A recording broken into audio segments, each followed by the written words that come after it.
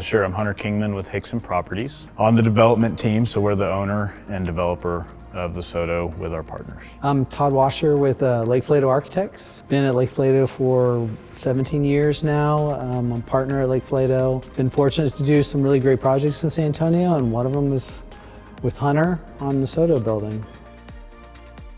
Sure, so we're partnered with the Cavender family, the automotive family in San Antonio. This was the old Cavender Cadillac portfolio. This property actually was an out parcel of it, but all around us is that automotive row that was Broadway for 100 years in San Antonio. And so this whole neighborhood became automotive either for dealerships or servicing and those things. So every building that exists out here that kind of carry that historic fabric are based on that. The building on this particular site didn't carry a lot of that historic character, and so we felt it was a great opportunity to come and intersperse new with the old, where we're keeping older existing building stock that really harkens to that history.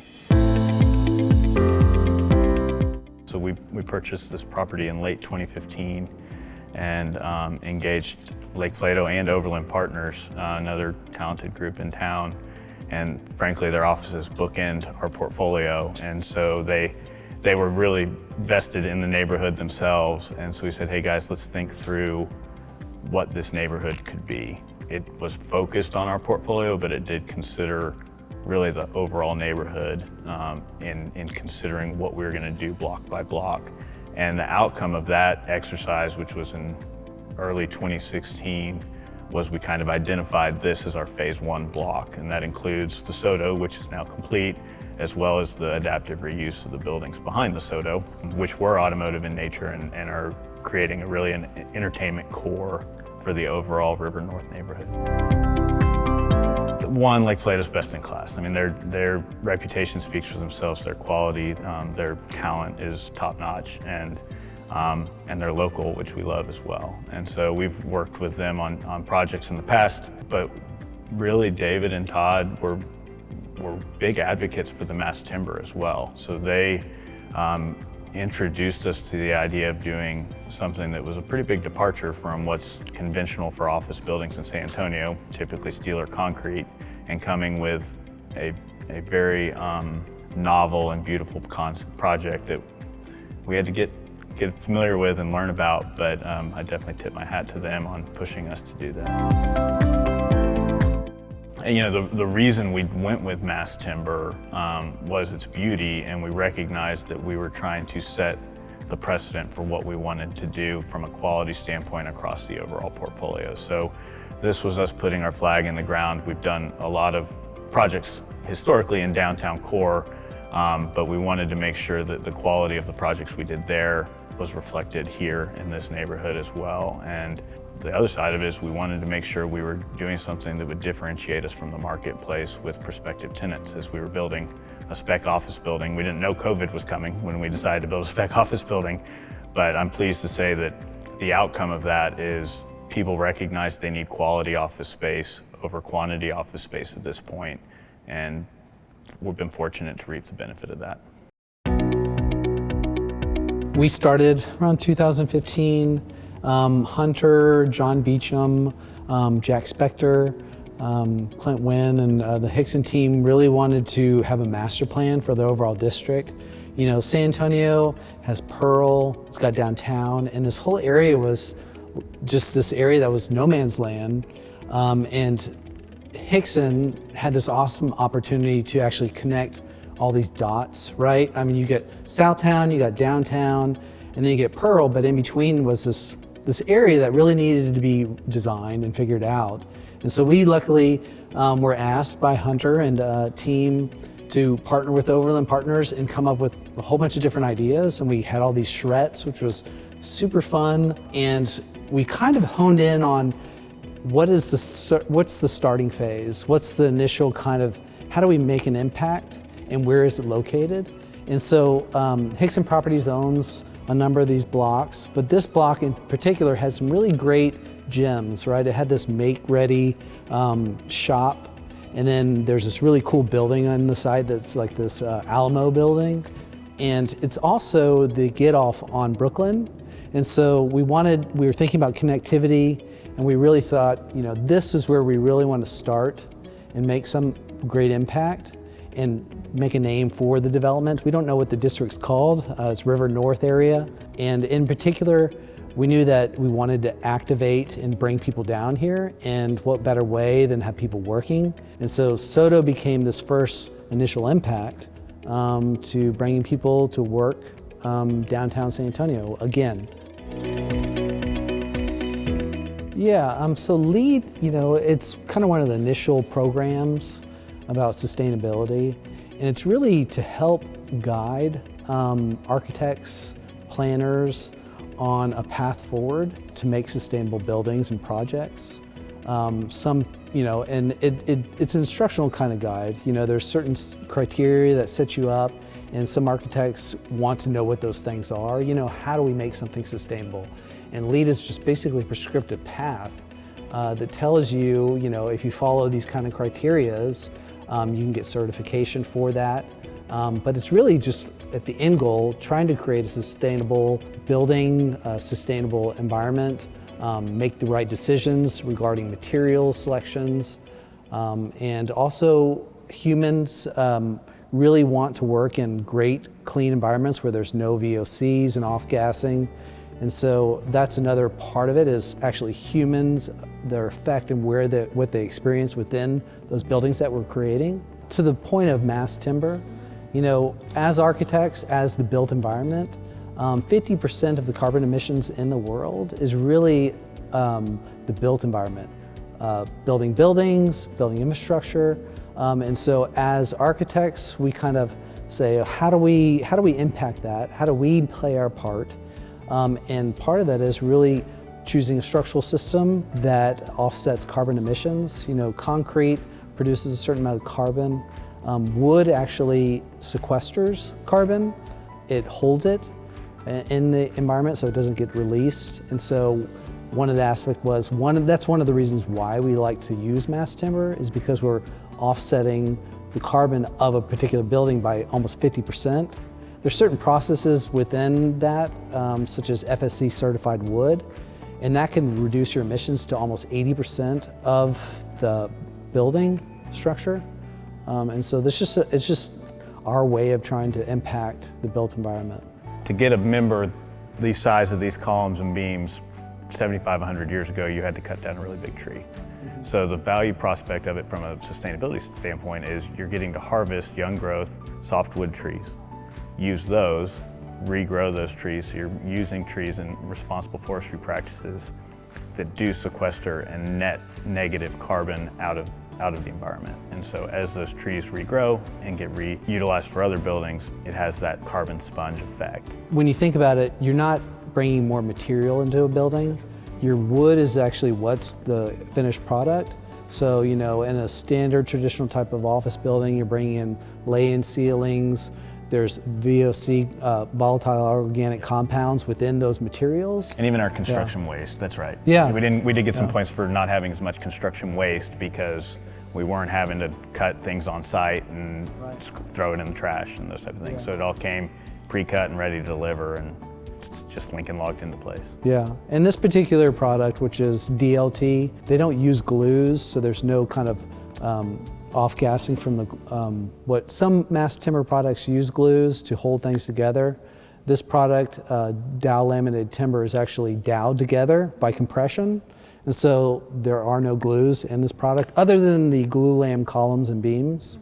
But the floor decks, the roofs, are all just dowed by compression. I would say we definitely care about sustainability. LEED is an important market metric that people recognize, and so for that reason we pursued LEED on this building. But our goal was sustainability. LEED, building a spec office building, we were really thinking about it from a standpoint of marketing. And so we used the fact that we were a sustainable building. We did pursue LEED just because certain tenants have that as a requirement. And so it was in that vein. But regardless of whether we're going LEED or not, it's really just that we want to make sure we are being responsible in how we go about it. I mean, the most sustainable way to do development is to keep old buildings, which is what we're doing a lot around here as well, because then you're not tearing down and rebuilding. And so I think it's a broader than just LEED, but it is something we definitely care about. Right, and it's kind of like what I was discussing. It's just a path to help you, guide you. You know, there's other systems, you know, there's Living Building Challenge. There's all these different systems with it. Yeah, well building. They're all just to guide you and make a better building. And the other part of it is, you know, younger people are coming out of school. They want to be in clean environments. And so it's also a great way to entice tenants to go into this than the normal traditional type of office building. We really wanted to make a timeless piece of architecture. You know, we wanted something that didn't date itself. You know, when you look at the exterior of this building, we really wanted just something clean. We didn't want to go too exuberant. That was the latest fad. Thinking about the materials of the building, we really wanted to think about San Antonio traditional masonry. You know, downtown buildings were built of masonry. Hence, you'll see the facades of this building where they're just clean. We also want to stand out from what's going on north at Pearl of what the masonry selections are for that and bring something different here. And so it comes to materiality of the building of what we really wanted to figure out. And we were actually looking at these modern buildings in Europe at the time with Hunter, where they were using these really long masonry units and they're real thin, and we thought it was really beautiful. We wanted to figure out how can we do that here. And what's interesting about it was it could be 24 inches in length, and it's the same height virtually as a nominal brick. So we didn't have to course to a weird dimension. The other thing on that was back to the material waste was that because we didn't have a standard coursing pattern.